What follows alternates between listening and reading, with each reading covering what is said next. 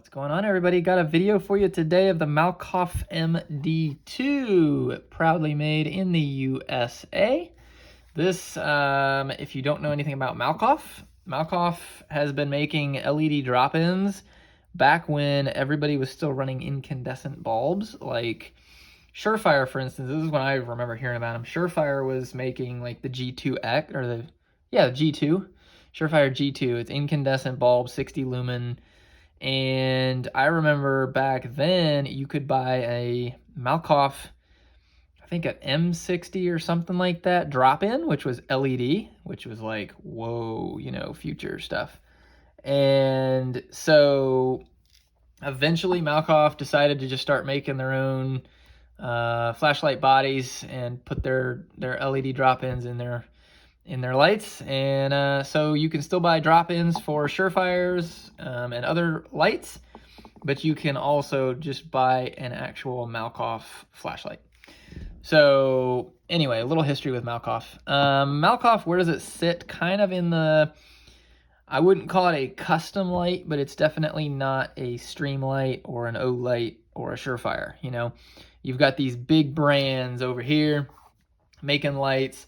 You've got Malkoff and a few others, kind of like the LZs, the HDS, those kind of people in the middle.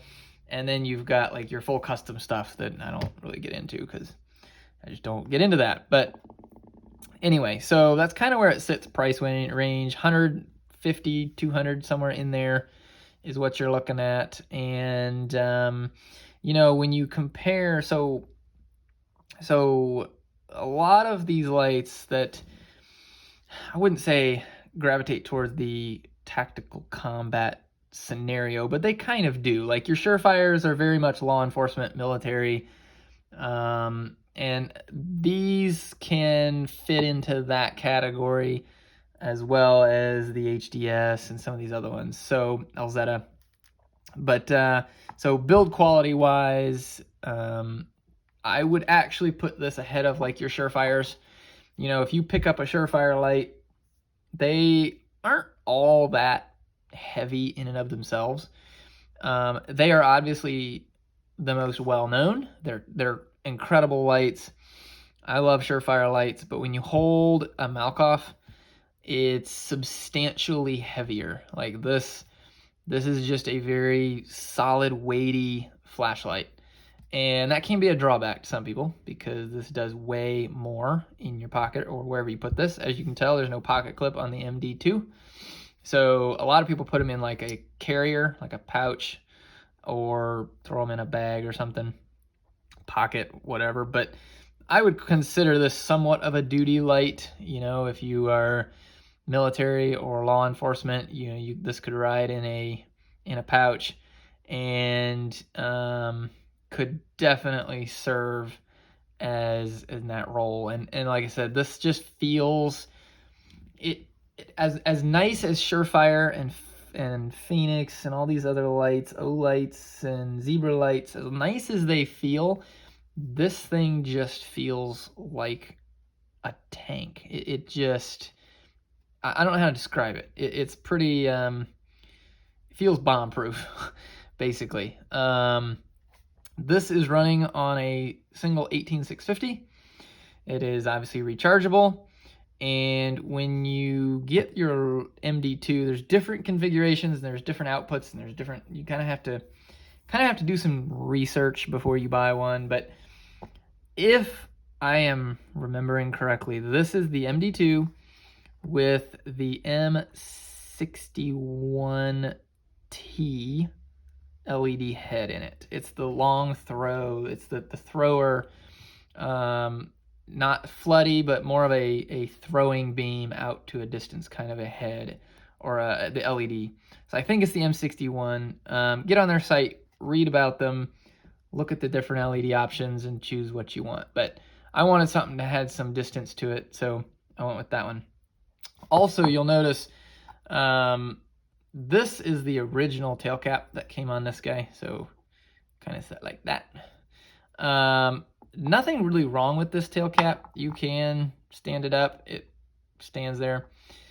However, what I found for me, and I'm not military or law enforcement, but I do value a light for tactical situations. I do like to be prepared for things. This is a nightstand flashlight for me. So what I found is this button, because it's down inside there, you kind of had to reach in a little bit more than I would have liked to push it. Now, it's not a big deal, but I wanted that little bit of a lip.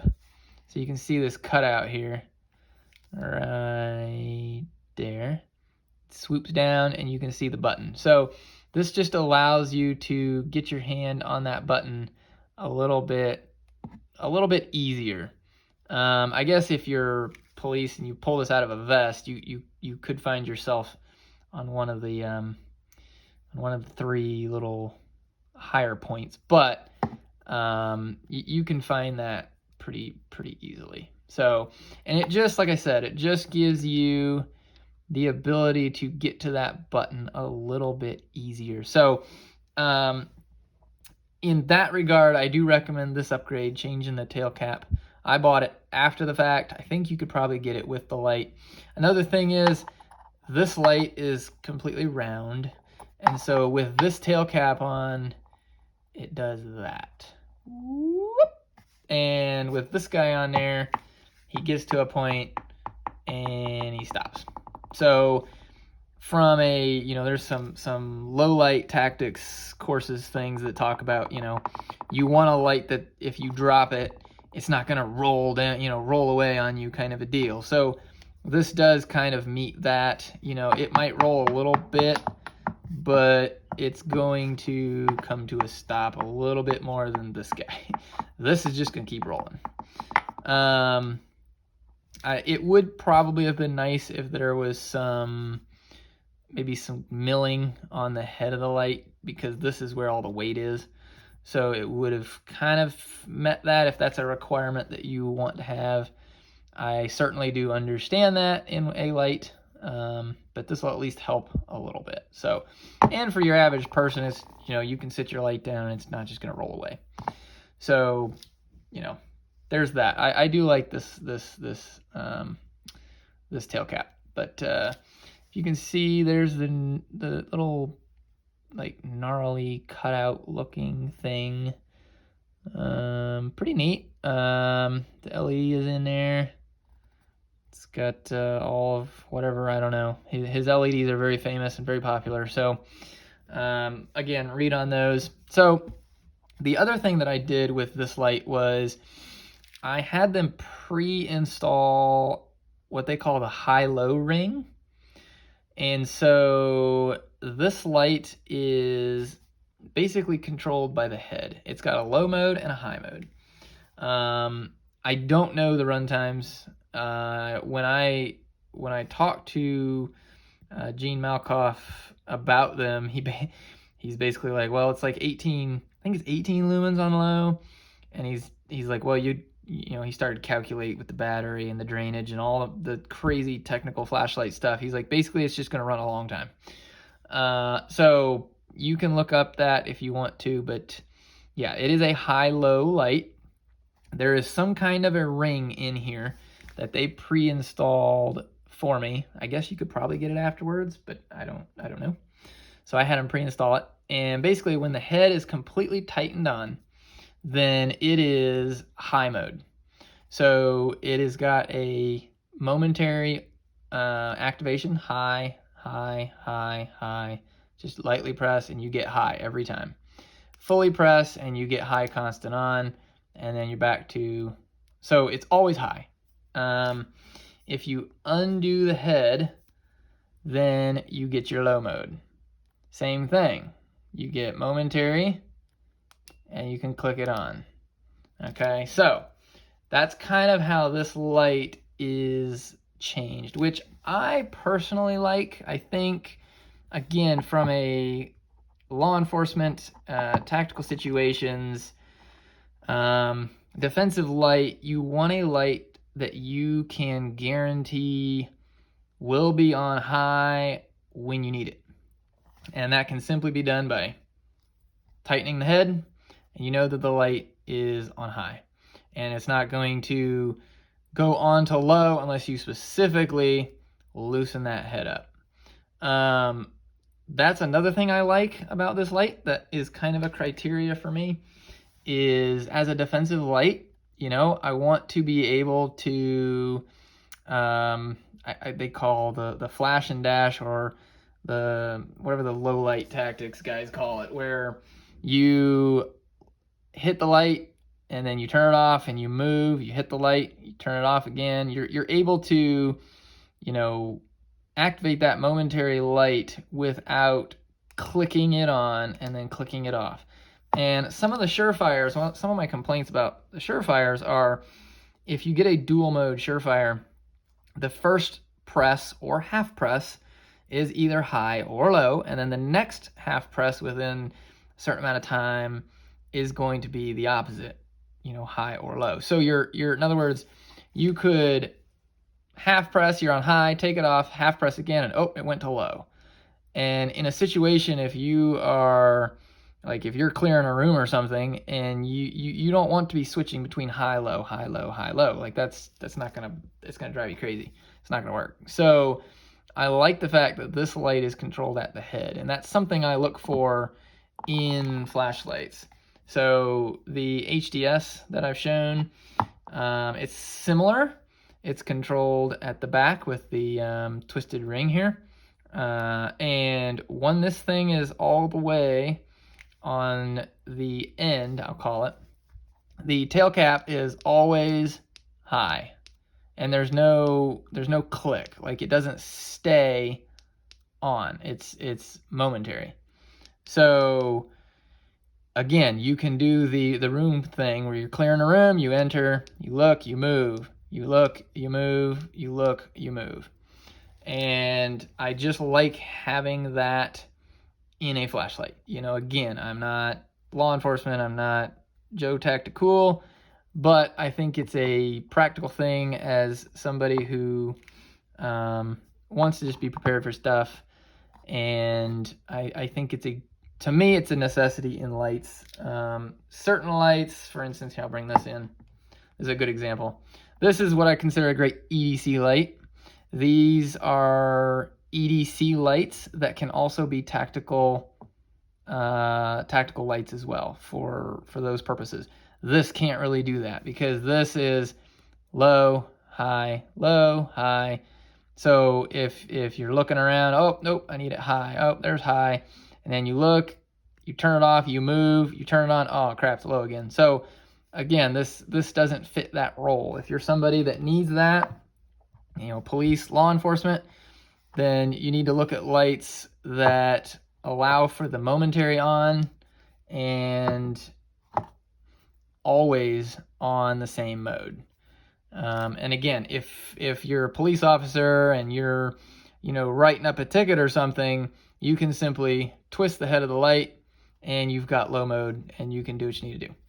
So, same with this design here, you twist the light into one of these areas over here, and then when you click it, it actually comes on, stays on, and you can adjust your brightness up and down. So yeah, that is important for me. This is a nightstand light, so sits by the bed. If something goes bump in the night, the head on this light stays tight, and I can do what I need to do. So that, again, is very important. There are different companies that do that. Malkoff has this, HDS has this, Elzetta has the Alpha, Bravo, and Charlie with the Clicky, I think, does something very similar to this, although they control it with the tightness on the tail cap. It's another way to do that as well. So all of that to say that if you want that kind of a setup, make sure you get the high-low ring pre-installed when you buy this light. Yes, what else can I say? It is exceptionally well made. I mean, it feels like a tank, and it's a well-made tank. Now, I think this will run you like 160, 180 or something in that ballpark, as opposed to like the HDS, which was 350. You know, are you getting are you getting a lot more out of an HDS as compared to this? I don't really think so. I think these lights are a better bang for your buck. You can get a one cell version. This is the 18650. You can get a CR123A shorter version, and I think you're getting an incredible light. I don't think you need to step up to 350 for an HDS to get HDS quality. I really think these are going to be both equally bomb-proof. I think, this is just kind of got that crazy rotary system, and I think you're paying for some of that. And so I really think if you're in the market for a defensive EDC style light, if you're used to running Surefires, I would really look into Malkoff as an option. It's a little heavy, I will give you that, but for about the same price as your Surefires, you can get some for around 80, but a lot of the Surefires are in this same 150 range. So I would say check it out and see what they have. Great company. I've actually called them up and talked to Gene about his lights, so that was pretty cool. And yeah, so hope you like it. I know there's no beam shots with this. I think I did some beam shots comparing this and my HDS. Now the HDS is like 250 lumens. This is maybe 4 something. This does throw a little bit further, but HDS is also just, I don't know how they do what they do, but it can keep up pretty well. This does have great throw, great spill. I got the throwy version, and that's just my preference. I'm not a super fan of the floody lights. I think sometimes you turn those floodlights on, especially in low mode, and you can't really see what you're doing at any kind of normal distance, 10, 15 feet, and you can't really see anything. So I like, especially when you're using low mode, to have a more throwy light. And then for my purposes with this light as a defensive kind of flashlight, then I wanted something that would reach out and put some lumens downrange. So there you go, guys. Hope you like that. Check them out. Malkoff devices. This is the MD2. And you guys have a great day.